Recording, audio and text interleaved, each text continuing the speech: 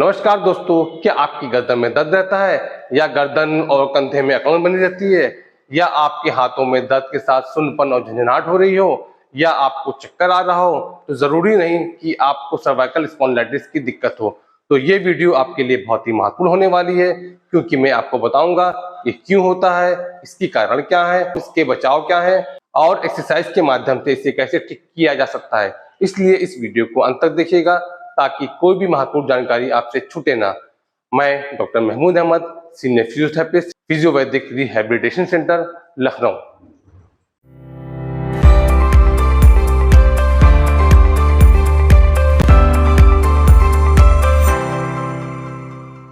चलिए आपको इससे कुछ कारण बताते हैं। सबसे पहला कारण है आपकी गर्दन की जो मांसपेशियां होती हैं काफी टाइट होती हैं। जब आपकी गर्दन की मांसपेशियां टाइट होंगी तो उसका पूरा प्रेशर आपकी गर्दन की हड्डियों पे जाता है। आपको मालूम होगा कि गर्दन की हड्डियों से ही हमारी नसें निकलती हैं।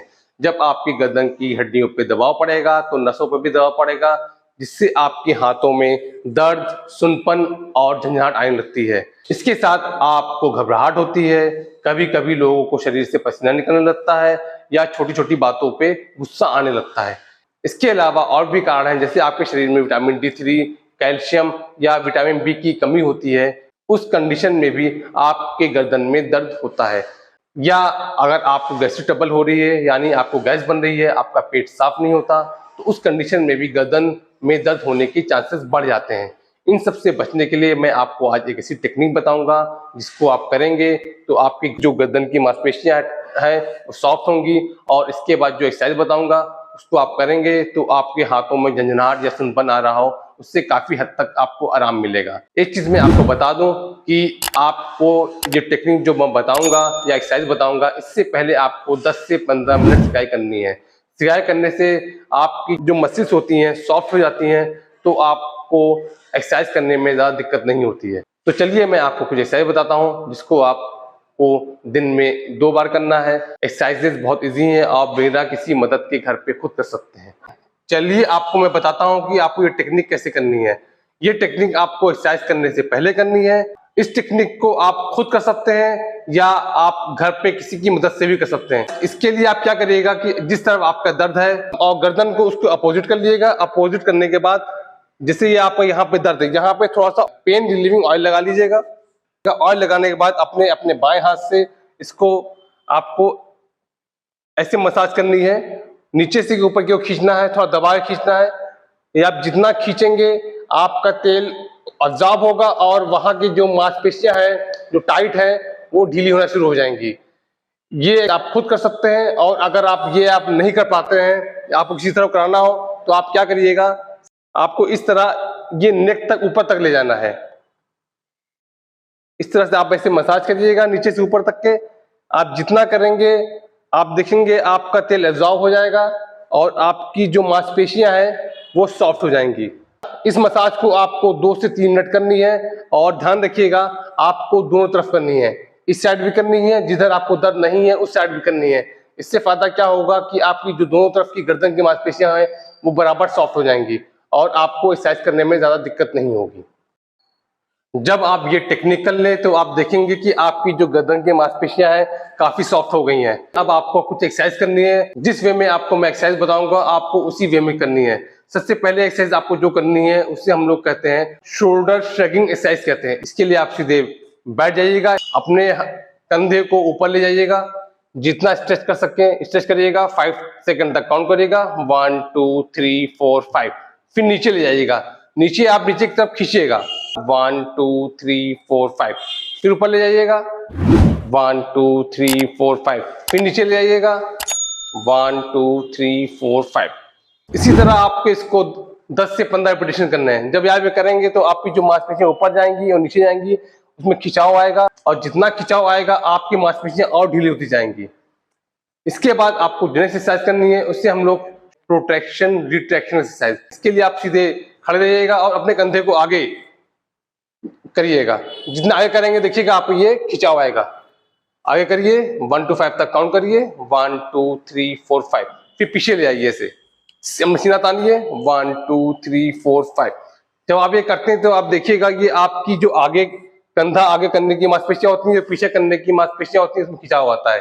और आपके कंधे पे जितना खिंचाव आएगा, आपकी गर्दन और कंधे की मांसपेशियां सॉफ्ट होंगी। इस एक्सरसाइज के भी आपको 10 से 15 रिपीटेशंस करने हैं।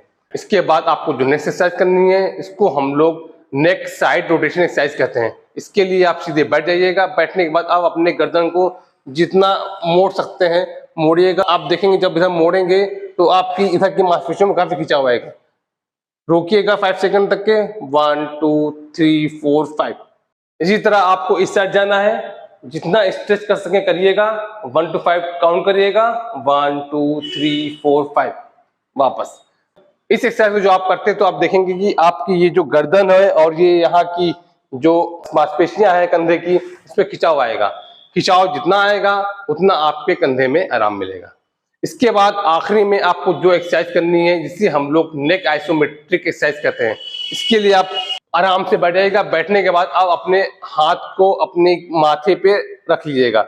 ध्यान रखिएगा जब आप ये एक्सरसाइज करिएगा कि गर्दन आपकी ना ऐसे होनी चाहिए ना ऐसे होनी चाहिए।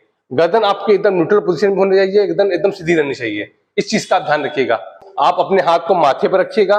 माथे से आपको गर्दन पे धक्का देना है और गर्दन से हाथ में धक्का देना है। धक्का दीजिए, 1 to 5 तक काउंट करिए, 1 2 3 4 5। छोड़िए। ध्यान रखिएगा जब आप ये प्रेशर देंगे तो आपका प्रेशर गर्दन पे यह पीछे की ओर आना चाहिए, क्योंकि आपकी गर्दन की एक्सरसाइज हो रही है और इस कंडीशन में आपकी गर्दन झुकनी नहीं चाहिए। इस एक्सरसाइज की आपको 10 से 15 रिपीटेशन करने हैं। इसके बाद आप अपने हाथ को पीछे रख लीजिएगा। पीछे रखने के बाद सेम कंडीशन वही रहेगी। गर्दन आपकी ना ऐसे होनी चाहिए ना ऐसे होनी चाहिए, एकदम न्यूट्रल पोजीशन पे होनी चाहिए। फिर आप अपने हाथ से गर्दन पे और गर्दन से हाथ की ओर धक्का देना है। धक्का दीजिए, 1 2 3 4 5। छोड़िए। इस एक्सरसाइज के भी आपको 10 से 15 रिपीटेशंस करने हैं। जब ये आप करेंगे, जो आपकी पीछे की जो हड्डी है उस पर काफी खिंचाव आता है, तो वहां की जितनी मांसपेशियां होती हैं वो ढीली होती हैं और आपके गर्दन में या आपके जो बाहों में दर्द या सुनपन आ रहा है उससे आराम मिलता है। इसके बाद आपको जो नेक्स्ट एक्सरसाइज करनी है, अपने दाएं हाथ को अपने कान के ऊपर रख लीजिएगा। ध्यान रखिएगा ये कान के ऊपर से टच होना चाहिए और अपने हाथ को ऐसे सीधे रख लीजिएगा। गर्दन हाथ ऐसे नहीं होना चाहिए, ध्यान रखिएगा ऐसे होना चाहिए। गर्दन एकदम सीधी रहनी चाहिए। फिर आपको अपने हाथ से सर पे और सर से हाथ पे धक्का देना है। धक्का दीजिए, 1 2 3 4 5। छोड़िए धीरे से। इस एक्सरसाइज के भी आपको 10 से 15 रिपीटेशन करने हैं। इसी तरह आपको बाएं हाथ की करनी है। कान के ऊपर हाथ रख लीजिएगा, कंधा एकदम सीधा रखिएगा और फिर धक्का दीजिए, 1 2 3 4 5। छोड़िए। इस एक्सरसाइज के भी आपको 10 से 15 रिपीटेशन करने हैं। ये थी कुछ एक्सरसाइज जिसको मैंने आपको बताएंगे। ध्यान रखिएगा इस एक्सरसाइज को बहुत ही जल्दबाजी में न करिएगा।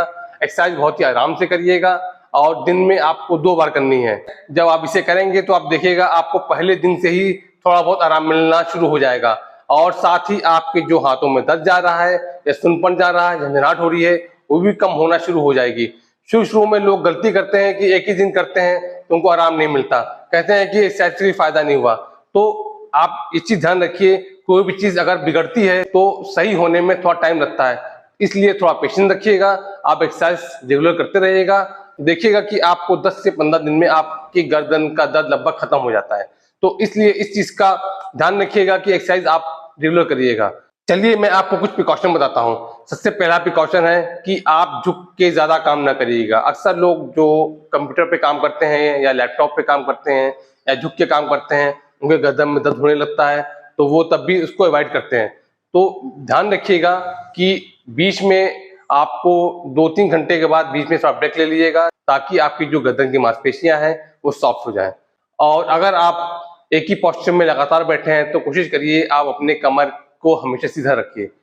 अगर आप कमर झुका के बैठेंगे तो आपका पूरा जोर आपकी गर्दन पे जाएगा, तो आपकी गर्दन में दर्द होना शुरू हो जाएगा। मोटी तकिया लगाने से परहेज करिएगा। एक चीज मैं और बता दूं कि लोगों में थोड़ा सा ये गलतफहमी रहती है कि तकिया मोटी नहीं लगानी चाहिए। तो मैं एक चीज बता दूं कि जब आप करवट से सोएं तो तकिया आपकी मोटी लगानी चाहिए। तकिया इतनी मोटी होनी चाहिए कि गर्दन और नेक के बीच में जो गैप है वो भरा होना चाहिए। हाँ, अगर आप सीधे सो रहे हैं तो आप तकिया पतली लगाइए, ताकि आपकी गर्दन पे ज्यादा खिंचाव ना आए। अगर आपको एक्सरसाइज करने में या इस टेक्निक को करने में कोई दिक्कत हो रही हो तो आप मुझे कॉल कर सकते हैं या मेरा व्हाट्सएप नंबर है, आप उससे मैसेज कर सकते हैं। मैं आपके मैसेज का जवाब दूंगा। और अगर आप लखनऊ या लखनऊ के आसपास जनपद में रहते हैं तो आप डायरेक्ट मेरी क्लिनिक पे आ सकते हैं। आप मेरी क्लिनिक पे आएंगे तो मैं आपकी गर्दन का असेसमेंट कर लूंगा, प्रॉपर वे में आपको एक्सरसाइज बता दूंगा और आपको सही से गाइड कर दूंगा। ये थी कुछ बेसिक जानकारियां जिसको मैंने आपके सामने शेयर की हैं। अगर आपको मेरा वीडियो पसंद आता हो तो एक लाइक बटन दबा दीजिए, सब्सक्राइब कर लीजिए और अगर आपकी कोई क्वेरीज हो तो कमेंट बॉक्स में जाके कमेंट डालिए, हम आपके कमेंट का जवाब जरूर देंगे। नमस्कार।